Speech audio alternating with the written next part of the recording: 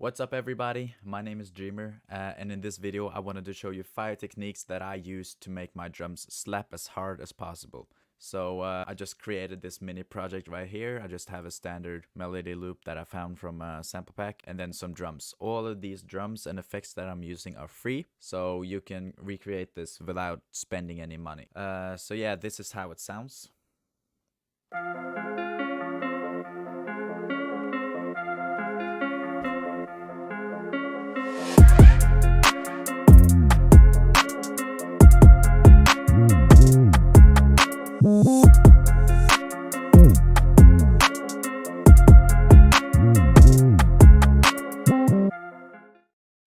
It's pretty cool beat, especially with the drums. So the drums are actually kind of simple, but I just use 5 techniques that are relatively simple just to make them slap even harder and make the drums hit even harder. So let's get right into it. Okay, so the first thing that I wanted to show you is how I make the kick hit as hard as it does. So the kick that I'm using is from the Cymatics Cobra Hip Hop Sample Pack. It's this kick right here.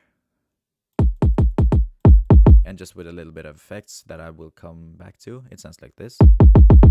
So the way I make my drums or my kick hit as hard as it does is I have, first off I have an EQ just lowering some of the high frequencies. Not really the trick that I am going to show you. Okay, so the secret is a soft clipper with max settings run through a compressor. That is the way I make my drums, or my kick at least, sound as hard as it does. When you have the soft clipper and you put the threshold and the post all the way up, it will just sound very loud. But then when you run it through a compressor, you will not make a peak. So without the compressor, you can see that it's clipping a little bit. So with the compressor, it just compresses it and pushes it a little bit down, so that you don't make a peak, essentially. But without the soft clipper, it sounds like this.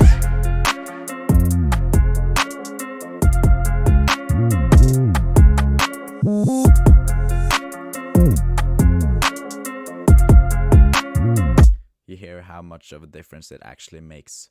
So that's the first technique that I use. A soft clipper with max settings run through a compressor.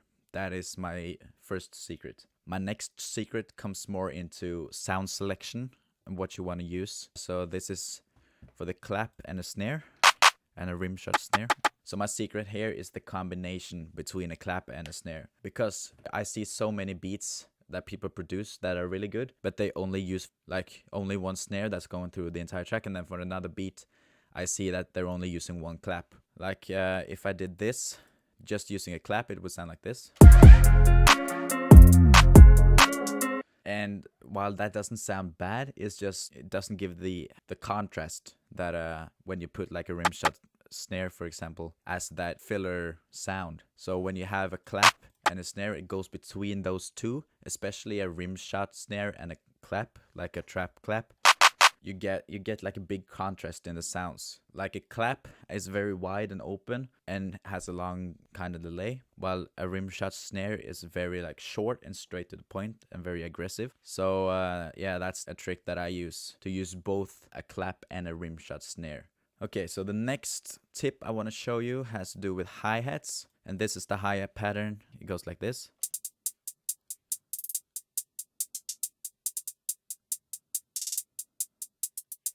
It's kind of straightforward. I'm not gonna talk about how to make like a standard hi-hat pattern, but I want to talk about one thing that I have noticed that not very many people do, and that is playing around with the velocity of the hi-hats. As you can see here, the velocity of the hi-hats are just very varied. Like, they're not all playing at this level here, because that would make the hi-hats extremely static and very little dynamic. I play a lot with the velocity of the hi-hats in order to make it more unique, make more variation, make it more dynamic, and it adds a different rhythm. So this is the hi-hat pattern, but I've not done anything with the velocity. So now it sounds like this.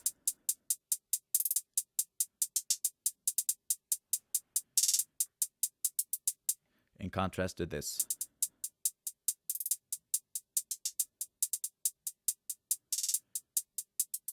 is just more dynamic. So the first thing I always do with my hi-hats is, instead of having them go like this, I change up the velocity of every other hi-hat hit, so it creates more bounce and variety to the hi-hats. So that was tips number 3, or technique number 3. Number 4 is the 808 and the kick. What I want to talk about here is how you can make your 808 and your kick play on top of each other without interfering. So the kick and the 808 have a lot of frequencies in common, and that's the sub-frequencies. And the sub-frequencies don't like to share their space. Like all these frequencies down here, they don't like to share the space in that low frequency area. So when you have a lot of low frequencies mixed together from different sounds, they will clash and it will ruin the mix. As simple as that. So how do you make the kick and the 808 play together? And there's a lot of techniques to do this. One of them is sidechaining, and I know that a lot of people sidechain their 808 to the kick. I don't like to do that because it can get awful results sometimes. So personally, I don't like to do that. I like to EQ the 808 and the kick. And the way I do this is that I find the frequencies where the kick is hitting in this low area right here. And I usually just create 2 peaks where I see that the kick is hitting the most.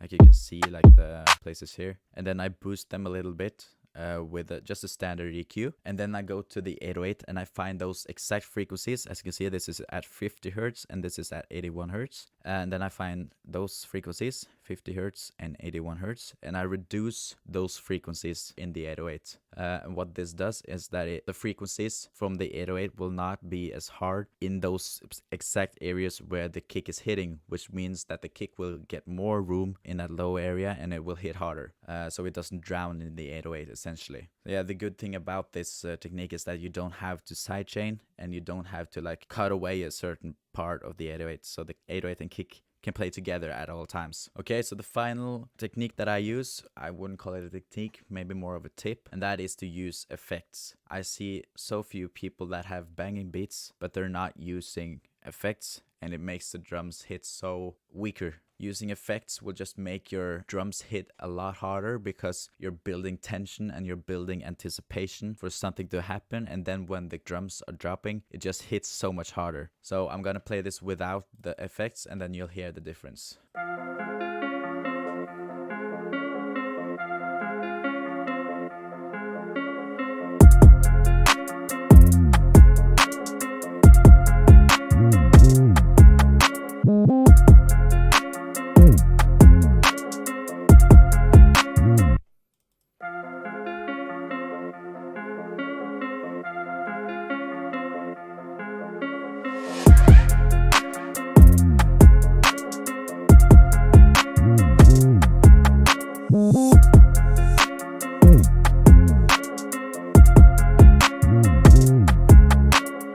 So yeah, I mean, personally at least, I felt like the drums hit a lot harder because I was building anticipation for something to happen by using the effects. So yeah, those are 5 techniques that I use personally to make my drums hit harder. Thank you for watching. I hope you enjoyed. If you did, leave a like. Remember to subscribe and hit the notification bell so you don't miss an upload. If you have any ideas for what I should do next, remember to leave a comment. And yeah, I'll talk to you later. Thank you for watching.